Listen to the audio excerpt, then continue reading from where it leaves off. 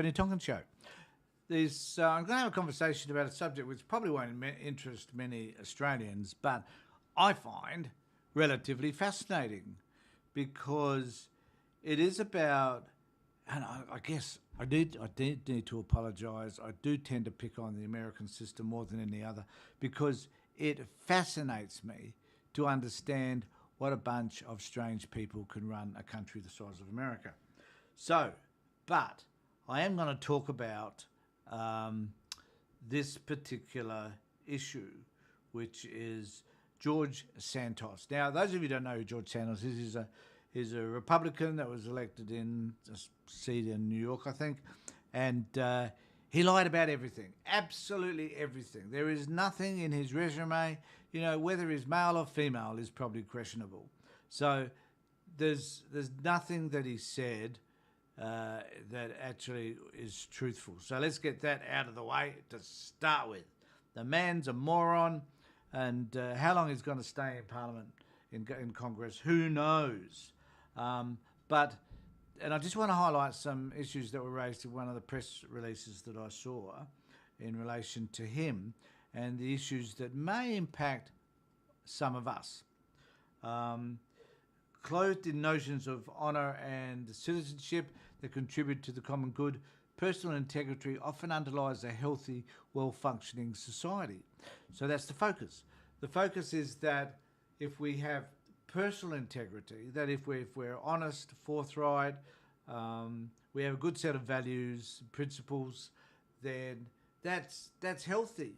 Healthy for us and healthy for society. But the question remains, what is it that we do when we get someone who just has all the opposite of those? Trump, a lot of people in the Republican Party, some people in the Democratic Party, I think. But if you have politicians, who lack integrity, here we have Peter Dutton, we have Mr. Littlefield, we have quite a few in Australia that probably sit in that category as well. But what do we do? So, and this is where I think this piece is interesting because it helps us better understand some of this stuff. Representative Santos appears to have fabricated most every part of the person he presented to voters, including his education and employment history, his property holdings, and especially his family history and ethnic background, because he's Jewish, apparently. Mr. Santos is now being investigated by Nassau County and Eastern District of New York and Brazil, where he reopened a 2008 case involving a stolen checkbook. So they're looking for fraud from this man, $700, I believe, no big deal. But there again, his behaviour is questionable. Despite all that, he was sworn on Saturday morning for the 118th Congress. In addition, I need to get rid of that. In addition to personal integrity, there is also what might be called systemic integrity. So we've discussed personal integrity at the beginning and what that means, and they talk about systemic integrity. In the case of George Santos, there are questions about why the traditional layers of political vetting didn't identify an apparent fabulist. So that is also about why the media didn't worry about it, why he was able to get through all this vetting systems that they have, whatever they look like, and get to a point whereby he was legitimately standing for Congress.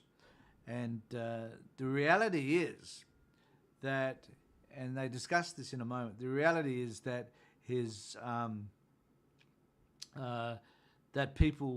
that the things he lied about were things that people don't generally lie about.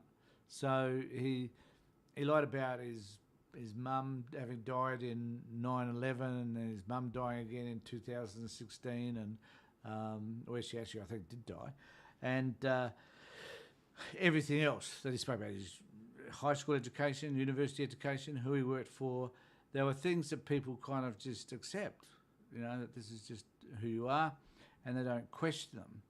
Now, it says here, the ongoing saga of newly elected Republican, however, has highlighted how much various social arenas rely on the value of personal integrity. Back to what I was talking about before. So how long, we expect people to do the right thing. There's certain things we do not question because we expect it to be the right thing. But what happens when those boundaries are broken? Many of the ebbs and flows of human interactions are beyond the scope of the systems designed to encourage people to follow the rules. clothed in notions of honour and social mores, including honesty and citizenship that contribute to the common good.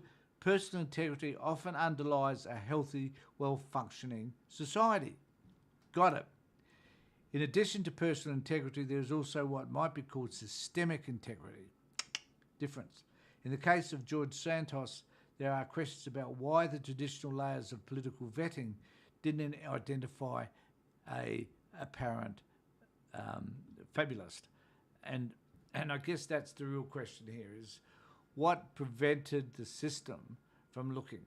Now, my view on that is that the system, that is the Republican Party, may very well have known that there were some of these issues, but they chose, because he was running in I think it was a hotly contested Republican seat, which he, I think in the end he won relatively easily. I'm not too sure on all that now, but nevertheless, it would have been contested. And had he lost it, it would have made things a little bit more difficult in Congress, because their majority would have the majority would have been diminished. But now this is the point. The point is that part of the reason that George Santos slipped through is because the kinds of lies that he told were not just over-the-top lies. They're the kind of lies that people don't even think to check most of the time. Because who tells lies like that? Who tells lies like when my mum died, you know? It's the sort of lie I think that I could relate to around that is, you know, I couldn't do my homework because the dog ate my paper, whatever. When somebody just makes up the kinds of lies that a normal, sane person would not think to lie about, then few are going to check it. And how true is that? How many people would have thought of just checking to find out whether his mum had died or not? So there's this whole notion, I think, around having to, do we need to then become more thorough around investigating? You know, like tick off every box. You know, everything you say, does that need to be ticked off? I think from now on people will become more curious. I think that maybe a lot of people who knew of George Santos weren't stepping forward and saying, this man's crazy, you need to do something about it. Maybe there weren't enough of those people stepping forward along the way. I don't know what that says about politics in Australia, because we've never had anybody. I mean, we know politicians lie all the time, but they don't lie about, you know, mundane things, or what school they went to or whatever. That just doesn't seem to happen. And perhaps we thought in the United States it wouldn't happen as well, until George came along. And George, to his credit, proved them all wrong. So what I'd like you to do, if you've got any questions or anything that you'd like to be able to ask me, please email me, put them in the comments section below. And if you could subscribe to my channel so that I could just boost the numbers a little bit, that would be most helpful. So thanks for being with me, everybody. Take care, look after yourselves, and more importantly, be safe.